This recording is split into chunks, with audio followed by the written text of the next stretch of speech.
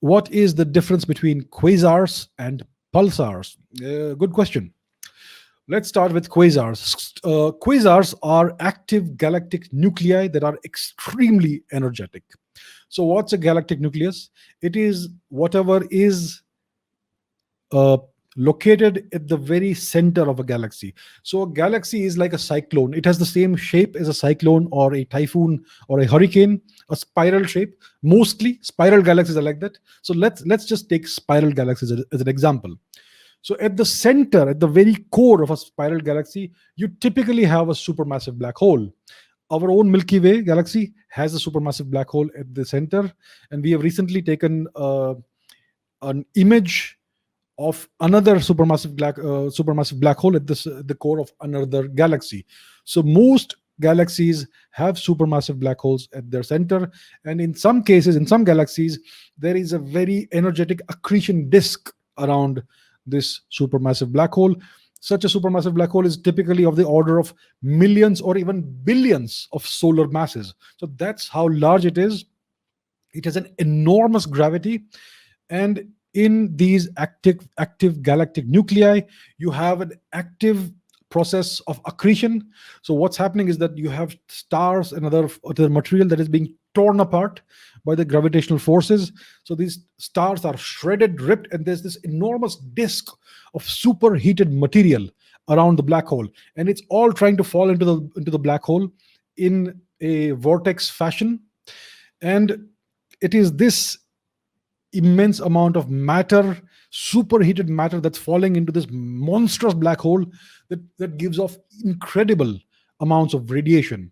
So this is what's known as a quasar, a quasi-stellar object, or a quasi-stellar radio source. There are two acronyms. So the luminosity of a quasar is incredible. A typical quasar gives off more light and radiation in 1 second than 1,000 Milky Way type galaxies can give off in 1 second. So the Milky Way has approximately 400 billion stars. 1,000 Milky Ways would have about how many is it? 400 trillion stars. And a single quasar gives off more light and radiation than 400 trillion stars. So you can imagine the incredible power and luminosity of this object, of this astrophysical object. It's a monstrous astrophysical object. So that is what a quasar is. It's an active galactic nucleus that is incredibly luminous, and nothing can survive in its vicinity. I can guarantee that there's no life that we can understand, that we can envisage in the vicinity of any quasar. So that's what a quasar is. What's a pulsar?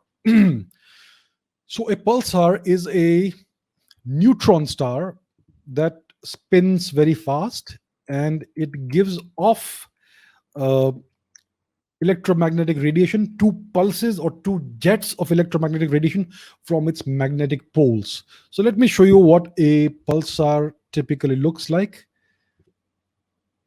Here we have a typical pulsar. This is a neutron star that gives off electromagnetic radiation from its magnetic poles. It has this kind of lighthouse effect. So if you are in the path of this light beam, then you will see a very regular pulse of radiation from it. So there are certain pulsars that give off this radiation. If you are in its path, they will give off this pulse of radiation every few seconds or every 100 or so seconds. And there are these so-called millisecond pulsars too, which give off these pulses once every millisecond or so.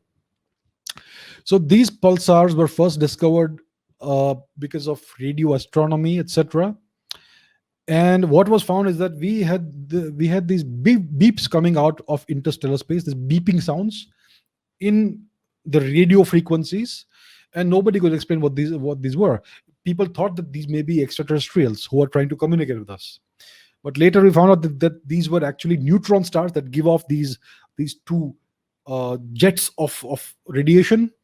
And because the spin is so fast, because of conservation of angular momentum, that's why we have this very rapid pulses and extremely precisely timed pulses of radio waves and other forms of radiation that come out of there.